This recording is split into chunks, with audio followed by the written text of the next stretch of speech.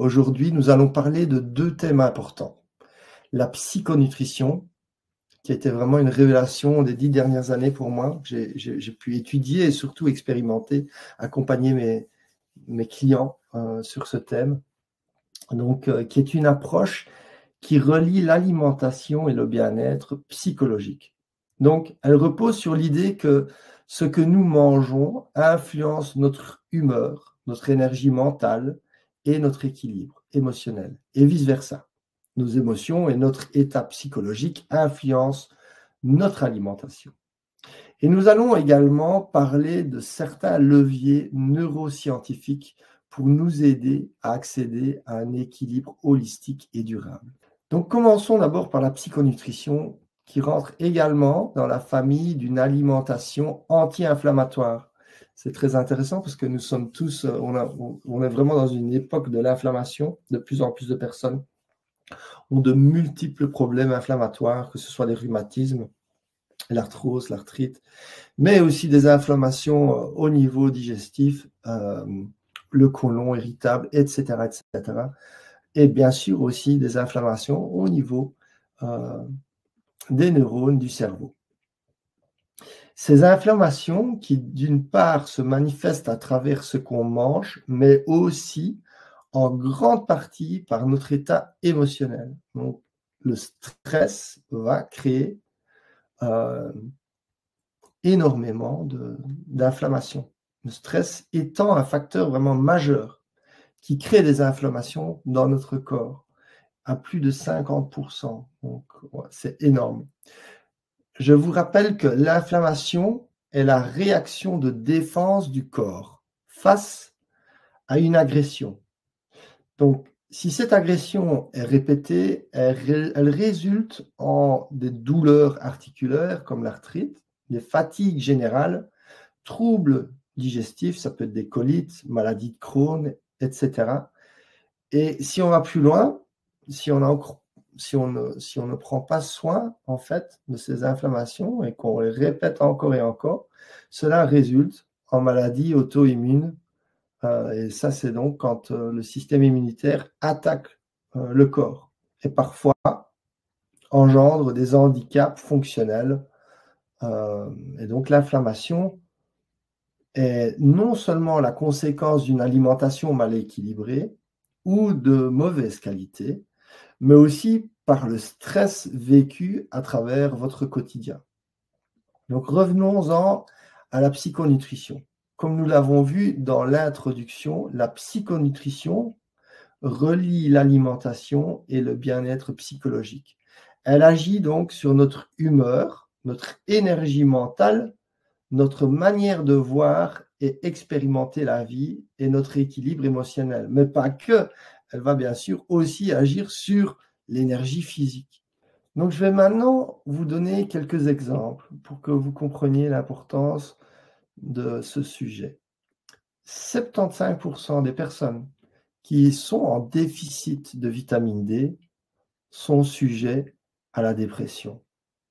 De même, on constate que certaines addictions, telles que celles à l'alcool, ont des déficits en vitamine D qui sont visibles dans les prises de sang.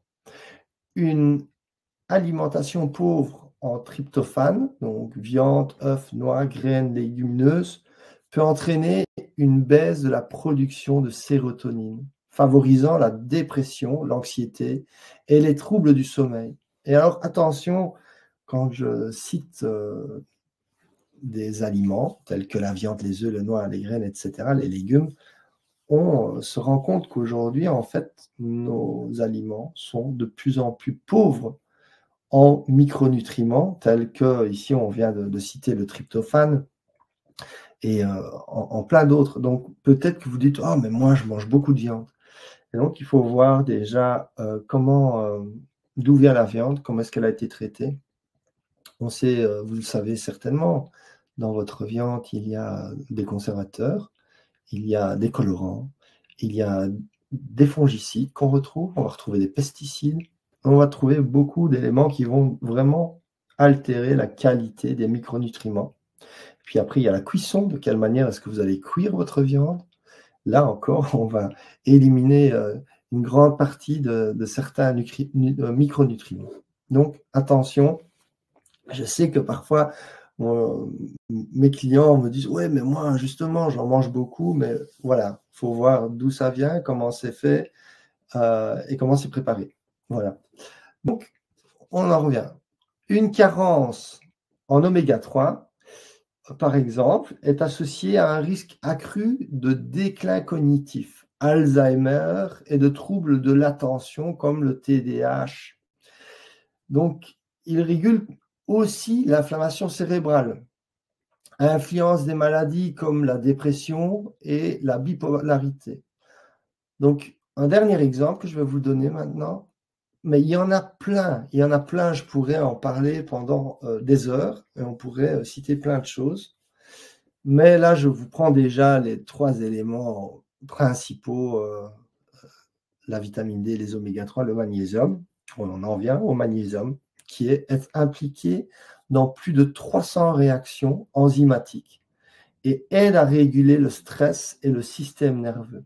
Donc, un déficit en magnésium lié à une alimentation pauvre en légumes verts, noix et céréales complètes. Et donc, attention de nouveau, si vous dites « Oh, mais j'en mange beaucoup », il faut voir la qualité, ce qu'il y a encore réellement dedans. Donc, est fortement corrélé au stress chronique, à l'anxiété, à l'insomnie, aux crises de panique. Voilà. Donc, le magnésium. Et là aussi, encore une fois, attention, si vous faites des prises de sang, pour le magnésium, on détecte le magnésium dans le sang. Mais je pense que c'est que 5% de ce qu'on détecte dans le sang, et ce qu'on détecte dans le sang n'est pas nécessairement le magnésium qui va être fortement utilisé. Donc, c'est très, très difficile de savoir où on en est par rapport à nos taux de magnésium. La plupart des personnes sont déficientes en magnésium, vous pouvez en être sûr. Et c'est très simple à vérifier. Si vous ne prenez pas de supplémentation en magnésium, vous pouvez en prendre sans aucun danger. D'accord ? Prenez-en et regardez, dans 2 semaines, si vous avez un mieux-être, c'est que vous êtes déficient en magnésium. Sinon, il y a peu d'études vraiment sérieuses qu'on peut faire pour savoir où on en est au niveau de nos réserves de magnésium dans le corps. Des études montrent qu'une supplémentation en magnésium peut réduire donc la fatigue mentale et prévenir le burn-out. La vitamine B12 aide pour les troubles neurologiques, la dépression.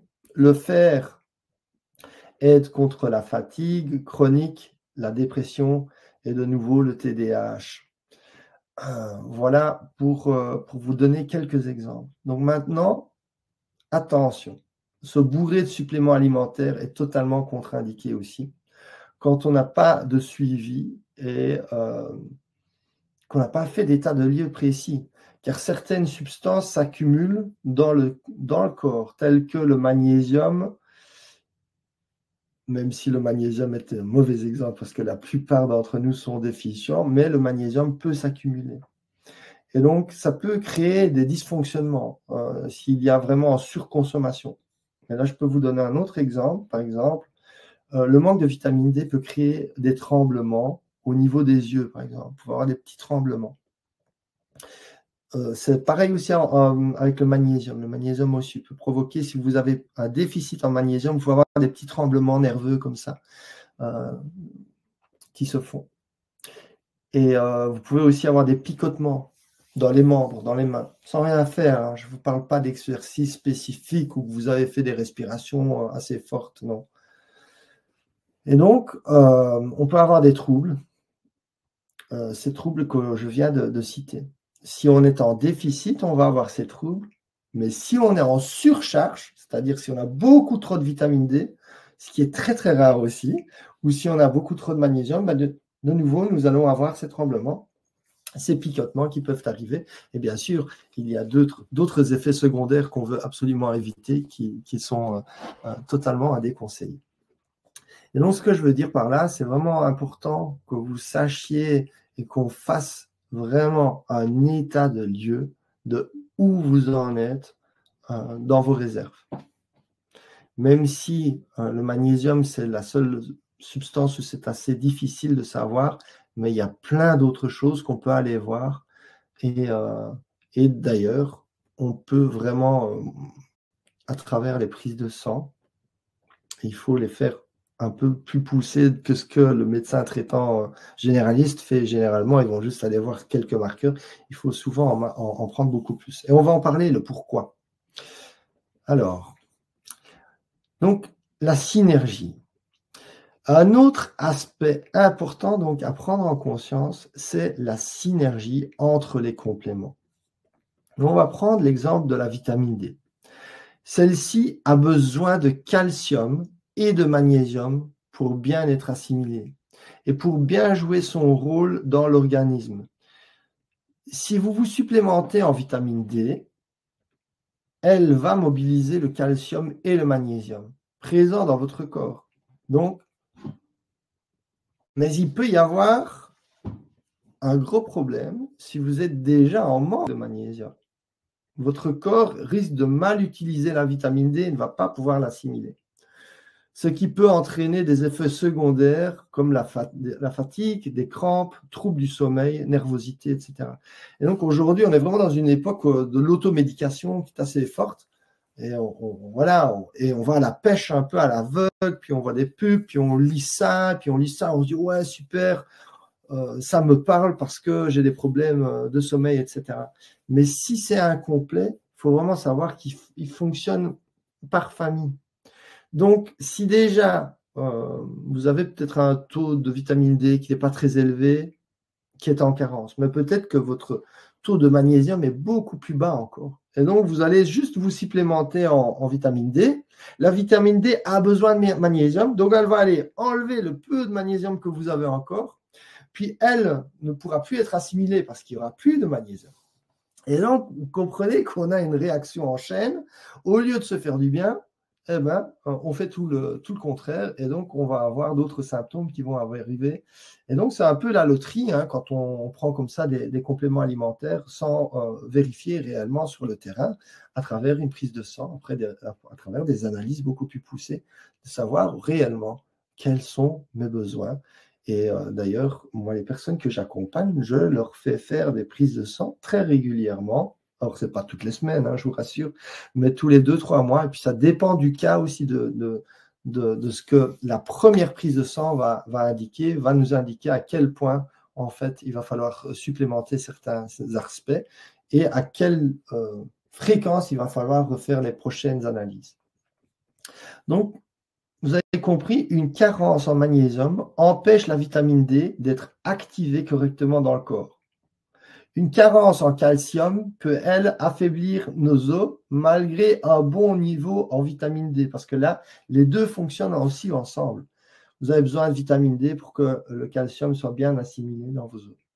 Trop de vitamine D sans assez de magnésium peut donc épuiser davantage vos réserves, créant un cercle vicieux de fatigue et de tension nerveuse.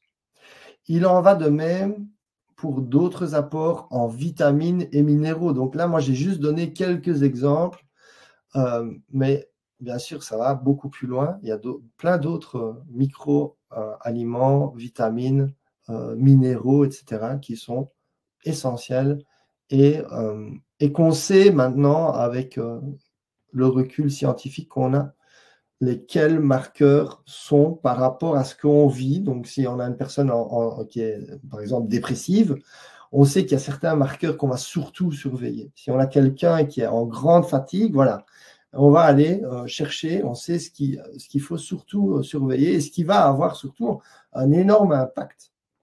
Et donc, il y a des personnes que j'ai pu accompagner, sortir de dépression pratiquement que à travers cette analyse et supplémenter correctement. Alors, presque. Donc, c'est vrai que ça peut faire une grande différence. Ça amène un grand boost. Maintenant, bien sûr, il y a tout le travail à faire ou voir qu'est-ce que psychologiquement m'a amené jusqu'à là. Parce que, comme vous l'avez vu, l'un va influencer l'autre. Et comme je vous l'ai expliqué, on doit agir sur tous les domaines de la vie si réellement on ne veut pas à chaque fois avoir ce cercle vicieux où il y a un domaine qui vient rattraper l'autre. Donc, chaque vitamine ou minéral dépend des autres pour bien fonctionner, d'où l'importance d'une alimentation équilibrée et variée, et non d'une approche simpliste basée sur un seul nutriment. Donc, la nutrition joue un rôle clé dans la santé mentale, pas juste physique. Une alimentation déséquilibrée peut non seulement aggraver les symptômes psychologiques, anxiété, dépression, troubles cognitifs, mais aussi entraîner des maladies chroniques. Pour optimiser le bien-être mental, hormonal et physique, il est essentiel de surveiller les apports en vitamines, en minéraux, gérer le stress et adopter une alimentation anti-inflammatoire riche en nutriments essentiels.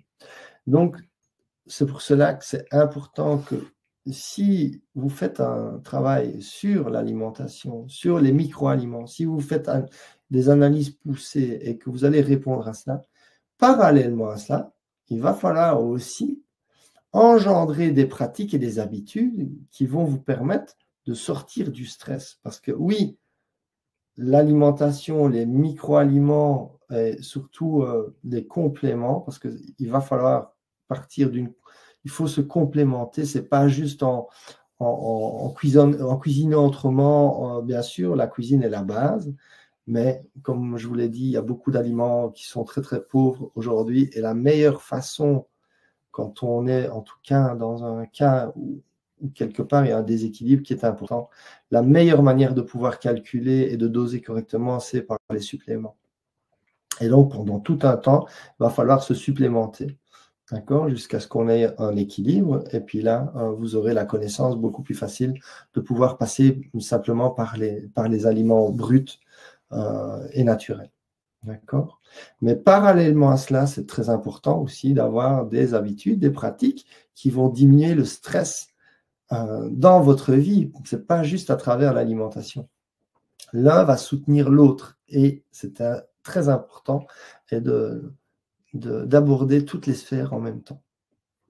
Donc, dans l'accompagnement Réussir sans renoncer, je vous partage une fiche qui vous permet de savoir quels sont les marqueurs sanguins que l'on doit analyser afin de créer un plan qui s'adapte parfaitement à vos besoins. Donc, on va savoir exactement où vous en êtes. Donc, vous vous retrouvez avec une connaissance accrue alors du pourquoi, malgré tous les efforts déployés, tout ce développement personnel que vous avez fait jusqu'à là, vous restez tout de même coincé dans une forme de déséquilibre mental, émotionnel et voire physique. Votre analyse sanguine est analysée et on pourra adapter votre alimentation et vos supplémentations face aux vrais besoins de votre corps et créer un programme qui agit en synergie pour accéder à un fonctionnement optimal au niveau du physique. N'hésitez pas, si vous avez des questions, à les poser et sinon, j'avance. Donc, on va aborder maintenant les neurosciences et la partie psychique à travers donc ce qu'on a appris à travers les neurosciences, qui sont en fait, c'est quoi les neurosciences? C'est l'ensemble des disciplines scientifiques qui étudient le fonctionnement du cerveau et du système nerveux. Et donc, les neurosciences, ça couvre 5 domaines importants. Et je vais vous délivrer pour chaque domaine une clé essentielle pour votre bien-être. Alors, il y en a d'autres, hein, il y en a plein d'autres, mais ici, on va aller dans chaque domaine et vous allez recevoir une des plus importantes clés. Après, il y en a d'autres qui sont aussi importantes, mais avec ça, on peut déjà aller loin. Donc, tout d'abord, le premier domaine, ce sont les neurosciences cognitives. Donc, elles étudient les mécanismes mentaux, perception, attention, mémoire, langage, raisonnement. Les neurosciences cognitives nous apprennent que ton cerveau peut littéralement se reprogrammer. Donc, grâce à la neuroplasticité, il crée des nouvelles connexions en fonction de ce que tu lui fais vivre au quotidien. Donc attention, tu lui fais vivre. C'est toi qui as les manettes à partir du moment où tu le sais, tu deviens lucide de ça. Si tu nourris des pensées négatives, il renforce ces circuits. Mais, bonne nouvelle, l'inverse est aussi vrai. Donc, en répétant des pensées positives, en changeant tes habitudes, tu entraînes ton cerveau à fonctionner autrement. Alors, pose-toi cette question. Qu'est-ce que je veux ancrer dans mon esprit aujourd'hui? Et je vous ai dit déjà la première journée et la deuxième que nous nourrissons à travers les émotions et que nous mangeons des émotions, que notre corps émotionnel absorbe des émotions. Et comment est-ce que notre corps émotionnel absorbe des émotions? À travers ce que vous observez et à travers ce que vous écoutez ou entendez.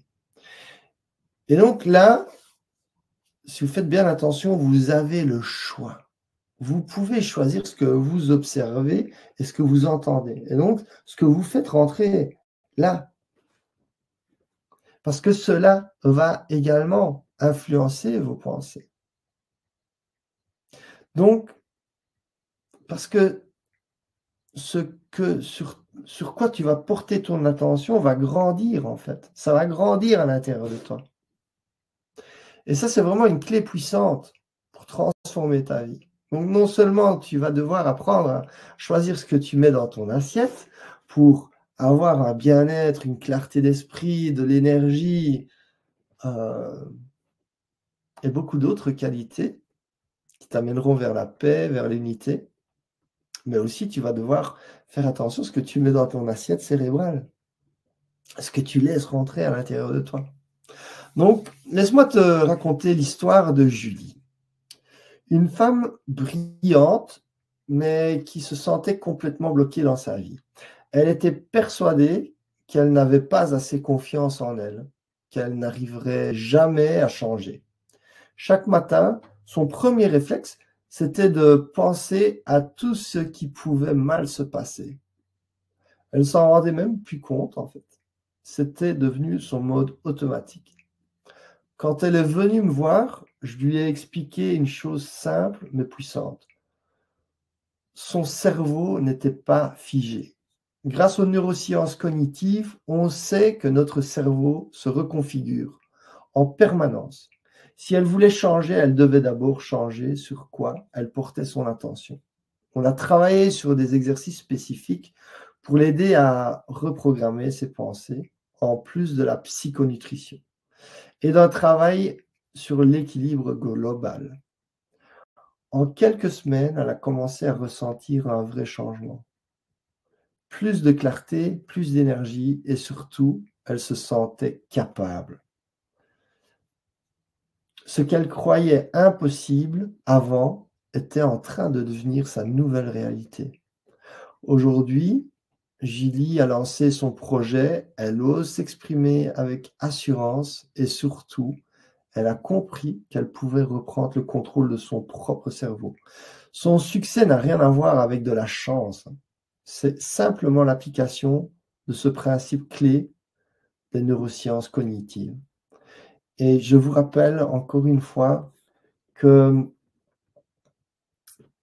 il s'agit, si vous voulez, pouvoir rendre tout cela beaucoup plus facile, beaucoup plus inné, de garder le cap, d'entraîner votre cerveau pendant minimum 1 an. Et à partir de ce moment, c'est comme si le programme par défaut dont je vous ai parlé hier, je vous ai parlé qu'il y avait des programmes par défaut, qu'on peut faire des efforts, on peut changer, mais si on ne maintient pas suffisamment le cap suffisamment longtemps, c'est de nouveau les anciens programmes par défaut qui reprennent le dessus. Si on veut retranscrire ces anciens schémas, ces anciens programmes par défaut, il va falloir répéter cette nouvelle attitude, cette nouvelle capacité, cette nouvelle manière de voir, de penser, il va falloir la répéter pendant un peu plus d'1 an. Ça dépend des personnes, ça dépend des cas. mais on sait que toutes les études montrent que c'est plus ou moins 1 an. C'est à partir d'1 an, un peu plus. Et c'est à partir de ce moment-là que l'ancien programme est effacé et remplacé par le nouveau et que ça devient quelque chose d'inné. Vous ne devrez même plus y penser, ce sera spontané. Ça fera partie de votre nouvelle nature. Et c'est vraiment ça, une des choses qui est le plus important et que, voilà, c'est la chose que j'essaye de faire avec les personnes que j'accompagne, c'est de leur permettre d'aller suffisamment profondément loin, de répéter les choses qui sont bénéfiques pour elles, qui sont en alignement avec elles et qui vont devenir super jouissifs aussi, puisque nous l'avons vu le premier jour, l'important c'est de changer, d'apporter des changements qui non seulement sont bénéfiques, mais plaisants aussi. Et il y a plein d'astuces pour rendre tout ça plaisant, le temps que nous revenons vraiment à notre nature. Voilà, parce qu'on parfois on s'est tellement entraîné pendant des années d'être contre notre nature qu'on a perdu le sens de notre nature. On a perdu notre capacité en fait, à prendre du plaisir avec la nature, notre nature, avec ce qui est bon et juste pour nous. Et donc, parfois, au début, ce qui est bon et juste pour nous est inconfortable, est difficile et ne nous procure pas de plaisir immédiat. Voilà. Mais je vous promets que si vous mettez en place ces changements, que vous le faites suffisamment longtemps, et bien sûr, le tout, c'est de mettre en place des changements qui sont réellement alignés, bénéfiques pour vous, eh bien, cela va devenir mais profondément plaisant et jouissif, jusqu'à ce qu'à un moment donné, ce sera un réflexe inné, comme par exemple d'aller dormir. Si vous allez dormir le soir, c'est pas... Voilà, vous n'êtes pas en train de vous dire « Ah non, j'aime pas aller dormir, ça m'emmerde, qu'est-ce que je vais encore faire là ?» Non. Ce qui est difficile, c'est d'aller dormir et de ne pas pouvoir s'endormir. Voilà, là c'est difficile et ça c'est encore un signe pour les personnes qui ont du mal à s'endormir que elles ont été beaucoup contre leur nature profonde, parce que c'est notre nature est de pouvoir s'endormir facilement en fait. Passons maintenant au prochain domaine des neurosciences, c'est les neurosciences affectives. Donc, elles explorent le lien entre le cerveau et les émotions. Donc, la joie, peur, stress, empathie. Et donc, je vais vous donner un exemple. Le rôle de l'amygdale dans la peur et la régulation des émotions. Tu savais que tes émotions sculptent ton cerveau? Les neurosciences affectives montrent que chaque émotion active des circuits spécifiques dans ton cerveau. Plus tu ressens une émotion, plus elle devient automatique. Si tu es souvent stressé, ton cerveau renforce ce mode de fonctionnement. Mais l'inverse est aussi vrai. Donc, en cultivant la joie, la gratitude ou l'empathie, tu entraînes ton cerveau à basculer plus facilement vers ces états. Et donc ça, c'est encore une vraie clé pour ton bien-être. Ensuite, nous avons les neurosciences comportementales. Elles vont analyser comment le cerveau influence nos comportements et nos prises de décision. Tu t'es déjà demandé pourquoi tu répètes certains schémas sans même t'en rendre compte. On en a parlé hier.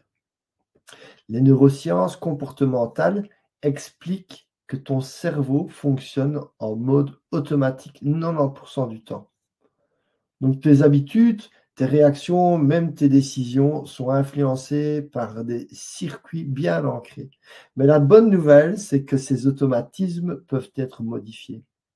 En prenant conscience de tes biais et en changeant progressivement tes actions, tu peux reprogrammer ton cerveau pour adopter des comportements plus alignés avec ce que tu veux vraiment. Je ne sais pas si vous faites partie de ces personnes, mais il y a encore beaucoup de gens que je rencontre qui pensent que voilà, on ne peut pas changer en fait leur comportement. Eh ben, les neurosciences nous prouvent vraiment le contraire. Non seulement ça nous prouve le contraire, mais en plus ça nous explique exactement comment le faire et par où il faut passer. Je n'ai pas dit que c'était facile, mais en tout cas, je le fais sur moi-même continuellement. Et donc, j'accompagne beaucoup de gens à le faire aussi. Donc, durablement, attention, parce que tout le monde peut changer. Hein. On peut très bien se dire quelque chose maintenant, être heureux, et 5 minutes après, on peut se dire le contraire et être malheureux. Ça nous arrive, bien sûr. Et là, on parle de quelque chose qui est stable, qui est ancré, voilà, et qui est fait avec conscience. Voilà. Alors, je vais vous donner un exemple. Je vais vous parler de Thomas. Un entrepreneur passionné, mais qui avait l'impression de tourner en rond. À chaque projet, il se lançait à fond, puis au bout de quelques semaines, il perdait sa motivation, doutait, procrastinait et finissait par abandonner. Et ce schéma, il le répétait encore et encore sans comprendre pourquoi. Moi, ça me parle très fort parce que j'étais comme Thomas à une certaine époque. Quand il est venu me voir, il était vraiment frustré. Pourquoi je fais toujours les mêmes erreurs? Pourquoi je bloque à chaque fois au même endroit? Et puis, je lui ai expliqué une chose essentielle. Son cerveau fonctionnait en mode automatique. Sans s'en rendre compte, il répétait un programme bien ancré depuis des années. Ce n'était pas un manque de volonté, mais juste une série de connexions neuronales qui l'entraînaient vers les mêmes comportements. En plus d'une approche holistique, on a travaillé ensemble sur la prise de conscience de ces schémas et surtout sur des actions concrètes pour les reprogrammer. Petit à petit, on a changé son rapport au travail, brisé ses anciens automatismes et pour la première fois, il a mené un projet jusqu'au bout, avec une énergie et une clarté qu'il n'avait jamais connues. Aujourd'hui, il ne doute plus, il agit différemment. Pourquoi? Parce qu'il a compris que le problème n'a jamais été lui, mais le programme inconscient qui gardait ses décisions. Et là, voilà, je reviens à vous rappeler donc ce dicton, vous pouvez creuser 100 000 puits sans jamais trouver de l'eau. Et vous pouvez prendre n'importe quel de ces puits et être sûr de trouver de l'eau. Et c'est vraiment toujours et encore cette même question, c'est d'aller en profondeur, de ne pas quitter ce que vous êtes en train de faire. C'est d'y croire, c'est de vous améliorer et c'est de continuer. Voilà, c'est pour ça que c'est important de vous mettre vraiment dans le meilleur cadre possible pour ne pas quitter votre chemin, de bien vous entourer avec des gens qui croient en vous et qui vont vous aider d'aller jusqu'au bout. Alors, les neurosciences sociales. Elles étudient les interactions entre individus et leurs impacts sur le cerveau. Donc, l'exemple, c'est l'effet miroir ou les neurones miroirs qui nous permettent d'imiter et de ressentir l'état émotionnel des autres. Tu l'as sûrement déjà ressenti. Quand quelqu'un bâille, tu as envie de bâiller. Quand une personne en face de toi est stressée, tu peux te sentir tendu aussi. Ce qu'on appelle l'effet miroir. C'est l'une des découvertes clés des neurosciences sociales. Nos cerveaux sont faits pour se synchroniser avec ceux des autres, ce qui influence profondément nos émotions et nos comportements. Ça veut dire quoi? Que notre entourage a un impact direct sur ton état d'esprit et que toi aussi, tu influences les autres. Et donc, on en revient à bien s'entourer. On en revient à l'épigénétique aussi. C'est pas juste les personnes que vous fréquentez, c'est aussi des lieux. Les lieux ont une énergie. Les lieux vont soit vous inspirer, soit vous faire le contraire, peut-être vous dégoûter. Alors là, on va dans les extrêmes. Ça peut être beaucoup plus nuancé, mais est-ce que là où vous vivez, c'est quelque chose de porteur? Et je parle même, ça peut même être la maison, ça peut même être la pièce ou les pièces dans lesquelles vous allez passer le plus de temps. Et bien sûr, tout ça peut se modeler, tout ça peut se changer. Alors, les neurosciences appliquées, elles aident à optimiser l'apprentissage, donc la motivation ou la gestion du stress. Et si tu pouvais booster ton apprentissage, ta motivation ou même ta gestion du stress en comprenant comment ton cerveau fonctionne vraiment. C'est exactement ce que font les neurosciences appliquées. Elles nous montrent comment utiliser la neuroplasticité pour améliorer notre concentration, Comment optimiser notre mémoire ou encore comment gérer nos émotions de façon plus efficace? En gros, ce n'est pas juste de la théorie, c'est du concret. Et ça peut transformer ta façon de travailler, d'apprendre et même de vivre au quotidien. Alors, est-ce que vous êtes prêt à hacker votre cerveau pour en tirer le meilleur? Donc, voici 3 principes issus des neurosciences appliquées qui peuvent littéralement transformer ta manière de réussir. Le premier, c'est pas facile à lire. L'effet Zeigarnik. Ton cerveau a horreur de ce qui n'est pas fini, en fait. Tu as sûrement déjà remarqué que quand tu laisses une tâche en suspens, elle tourne en boucle dans ta tête. C'est parce que ton cerveau, il déteste quand tu ne termines pas les choses. Il garde une tension cognitive qui te pousse à vouloir terminer ce qui a été commencé. Et je sais qu'il y a plein de gens qui ne terminent jamais rien et qui commencent un truc et puis ils partent sur autre chose. Et qui ne, vous n'êtes, enfin, si vous faites partie de ces personnes-là, vous n'êtes pas vraiment conscient, en fait, du fait qu'il y a toute une partie de vous qui n'est pas en paix parce que vous n'avez pas terminé cela.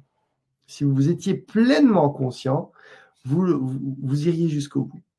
Donc, pourquoi c'est crucial pour la réussite? Parce que ceux qui avancent sans s'épuiser savent utiliser ce mécanisme pour maintenir une motivation constante. Même quand l'envie baisse, ils exploitent cette dynamique naturelle du cerveau pour progresser sans effort forcé. La loi de l'adaptation hédonique maintenant. Donc, deuxième clé. Pourquoi la motivation, elle s'effondre souvent? Voilà. Pourquoi vous êtes au top à un certain moment donné et puis juste après, hop, ça disparaît. Donc, tu as déjà ressenti l'euphorie que tu atteins un objectif, suivi de ce vide où la motivation retombe. C'est normal, en fait. Ton cerveau est conçu pour s'habituer à tout, même aux plus belles réussites. Donc ce phénomène s'appelle l'adaptation hédonique. Ce qui te motive aujourd'hui devient une routine demain. Et c'est là que beaucoup de gens abandonnent, croyant qu'ils ont perdu leur feu intérieur. Mais ceux qui réussissent durablement savent exactement comment contourner ce piège et garder leur élan, même après avoir atteint leur premier succès. Dans Réussir sans renoncer, il y a toute une formation à ce sujet, où nous apprenons à utiliser des leviers neuroscientifiques pour les appliquer au quotidien. Et une des premières choses vraiment à savoir, c'est que c'est normal que ta motivation peut baisser. Et c'est au moment où elle baisse, justement, qu'une des clés, c'est de revenir à la source du souvenir de pourquoi tu as entamé ce que tu fais. Et souvent, si vous faites les choses pour les mauvaises raisons, eh ben, au moment où tu vas essayer de te rappeler pourquoi tu le fais, eh ben, il n'y aura plus d'essence. Par contre, si tu fais les choses pour les bonnes raisons, si tu as entamé l'aventure pour les bonnes raisons et que tu es clair avec ces raisons, quand tu vas te rappeler de cela, au moment où tu as un creux, eh ben, tu vas avoir de l'énergie juste à travers cette mémoire. Et c'est pour ça qu'il faut vraiment bien travailler le pourquoi. C'est quelque chose d'essentiel sur lequel je travaille toujours avec toutes les personnes que j'accompagne, où on va vraiment voir c'est quoi que tu veux. Et qu'est-ce que cela va engendrer dans ta vie? Parce que souvent, une fois qu'on atteint certains buts, en fait, il y a plein d'effets collatéraux, en fait. Il y a un but qui va t'amener un avantage, mais cet avantage va t'en amener plein d'autres, en fait. Et donc, si tu es vraiment conscient de cela et que tu mesures cela face à ce que cela va te coûter aussi, parce qu'à chaque fois quand on veut quelque chose, quand on se met en route pour atteindre quelque chose, il y a un coût. Il peut y avoir un coût en énergie, il peut y avoir un coût en temps, il peut y avoir des choses qu'on va devoir laisser tomber pour pouvoir atteindre. Voilà, il y a des choses qu'on va devoir privilégier pour pouvoir vraiment s'occuper pleinement de ce qu'on a. Il peut y avoir un coût en argent. Enfin voilà, il peut y avoir plein de choses. Mais si tu as bien travaillé ton pourquoi, ta lucidité, et qu'elle est vraiment juste et alignée avec toi, alors les gains vont être tellement, tellement supérieurs à ce que tu vas devoir laisser de côté.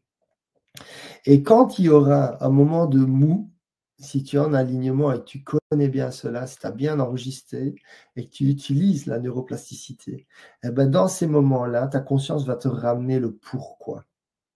Et même si à ce moment-là, tu as un coup de mou, tu ne vas pas abandonner, tu vas continuer. Et de nouveau, tu vas rentrer dans un nouveau cycle. C'est comme la montagne. Si tu vas aller tout en haut d'une montagne, jamais aucune montagne ne fait que de monter de A à Z. Il y a toujours plusieurs cols à passer. Donc, il y a des montées plus ou moins longues. On arrive sur donc, un col, et puis ça redescend, et puis ça remonte. Voilà. Et la vie est ainsi faite. Alors, troisième clé, l'impact des micro-décisions sur l'identité. Donc, on croit souvent que la réussite dépend des grandes décisions, des moments clés. En réalité, c'est l'accumulation des micro-décisions qui façonnent ton succès. Pourquoi? Parce que chaque action, aussi petite soit-elle, envoie un message à ton cerveau qui dit « tu es en train de devenir ceci ». Et en fait, tu vas te reconnaître de plus en plus. Et donc l'image avec l'escalier, et voilà, n'est pas un hasard. Et ton identité va être perçue, en fait, comme un guide inconscient. Et ça va guider tous tes comportements futurs. Chaque action va t'amener à une autre. Et en fait, ceux qui avancent encore le savent et ils travaillent sur la gratitude régulièrement.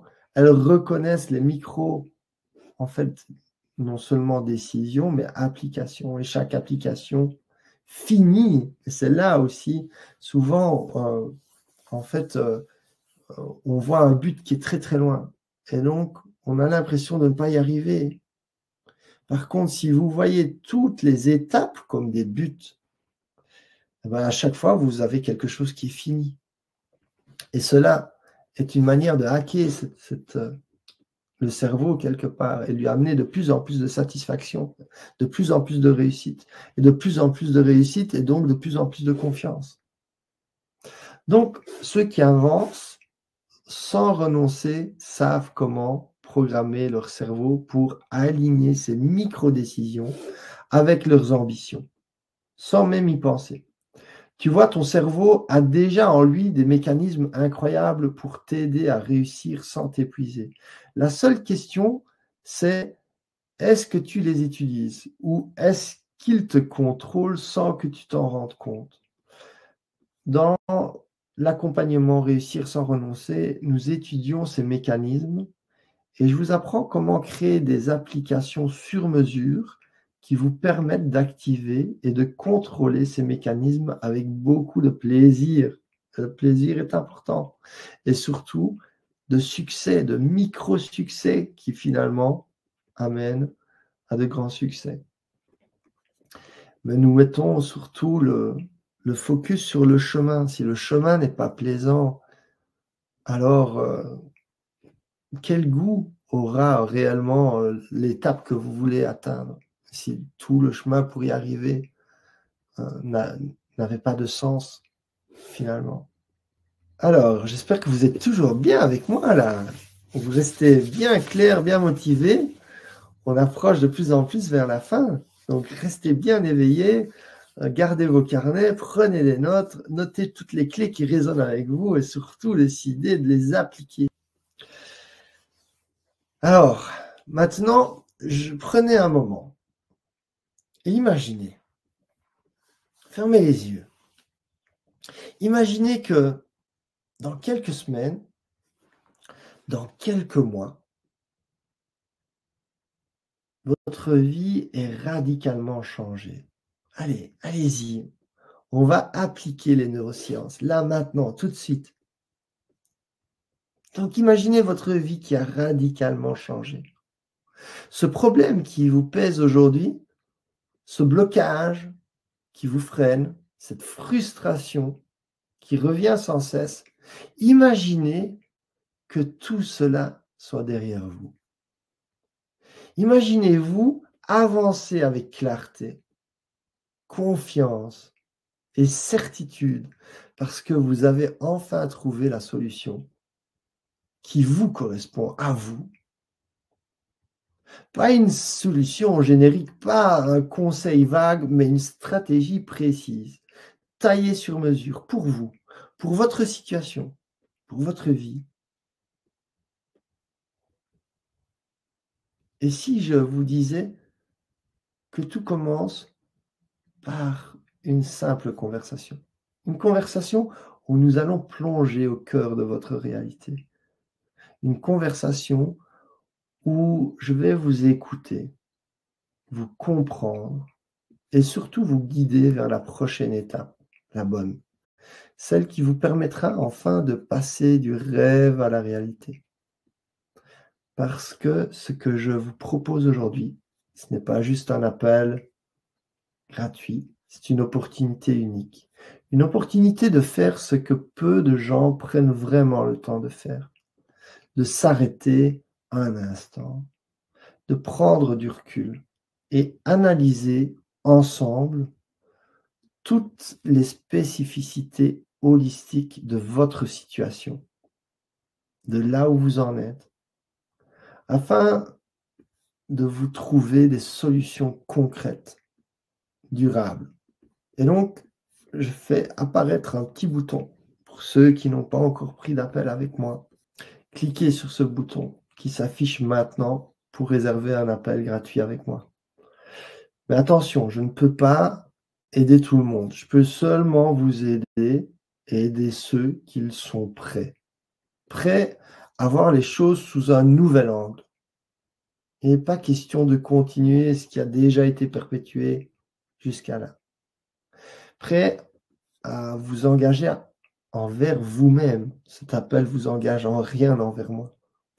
Mais prêts à transformer votre réalité. Si vous sentez au fond de vous que c'est votre moment, que vous méritez d'aller plus loin, alors ne laissez pas cette opportunité passer. Cliquez sur le lien juste en dessous et réservez votre appel maintenant. Parce qu'une seule conversation peut tout changer. Une seule décision, un moment. Si vous avez l'appel réel. Sinon, ne le faites pas. Si le moment n'est pas encore là, si le moment est encore de chercher, d'attendre ou de juste toucher au moment où ça va résonner. Voilà. J'ai cherché, moi, j'ai tellement cherché dans ma vie. Et à certains moments seulement, j'ai eu une résonance qui a vraiment changé mon cap. Et régulièrement dans ma vie, heureusement, j'ai touché des moments qui ont vraiment pu changer mon cap et m'amener au prochain niveau de ma vie. Mais cela ne se fait pas tous les jours. Et parfois, il nous faut le temps de mûrir à l'intérieur de nous. Il y a quelque chose, il y a une énergie qui se constitue. Parfois, elle se constitue de manière positive. Parfois, elle se constitue aussi dans la difficulté. Et moi, j'ai eu pendant des années la difficulté qui s'est constituée, qui s'est accumulée, jusqu'à ce que je sois prêt à faire ce pas, jusqu'à ce que je sois prêt à lâcher certaines choses, jusqu'à ce que je sois prêt à ouvrir mon esprit à d'autres choses aussi. Et cela, c'est une maturation qui n'est pas toujours évidente, qui prend du temps, mais qui finira par arriver. Donc si vous y croyez, si vous n'abandonnez pas et que vous continuez à cheminer, ce moment viendra. S'il n'est pas maintenant, c'est pas grave. Il y en aura d'autres, des moments qui seront une occasion pour vous de juste répondre à un appel intérieur, et c'est le vôtre. Il n'y a que vous qui voulez le savoir. Il n'y a que vous qui pouvez ressentir si vraiment quelque chose, vous dit, allez, prends cet appel, ou non, je le sens pas. Et donc, c'est totalement OK. Donc, nous voilà à la fin de cette troisième journée du challenge, réussir sans renoncer. Et donc, merci pour votre présence, votre engagement et surtout pour l'énergie incroyable que vous apportez à ce processus. Mais accrochez-vous car demain, nous allons entrer dans une dimension encore plus profonde. Un tournant décisif pour celles et ceux qui veulent se libérer durablement de ce qui les retient. Parce que demain, je partage avec vous le secret pour libérer les blocages émotionnels qui sabotent votre équilibre. Donc là, on va aller dans l'émotion. Hier, on était dans les programmes. Demain, on sera plus dans le monde émotionnel. Pourquoi répétons-nous toujours les mêmes schémas? On va reparler de schémas malgré nos efforts. Quelles sont les mémoires enfouies qui influencent nos pensées, nos choix, nos relations surtout? Et surtout, comment s'en libérer en douceur, de façon durable? Donc, les résultats attendus, une vraie compréhension de vos mécanismes intérieurs. On va aller plus loin encore dans cette compréhension. Les clés concrètes pour avancer vers plus de paix intérieure. Ce que vous allez recevoir, ce sera le BABA de la libération émotionnelle et des mémoires cellulaires. Une méthode simple, accessible et transformatrice. Préparez-vous à vivre une expérience puissante, à reconnecter avec vous-même en profondeur et à sentir un poids se lever de vos épaules. On se retrouve demain, même heure, avec encore plus d'énergie et croyez-moi, ce sera un moment clé du challenge. Donc, je vous souhaite une très belle nuit, dormez bien et on se retrouve à demain. Ciao.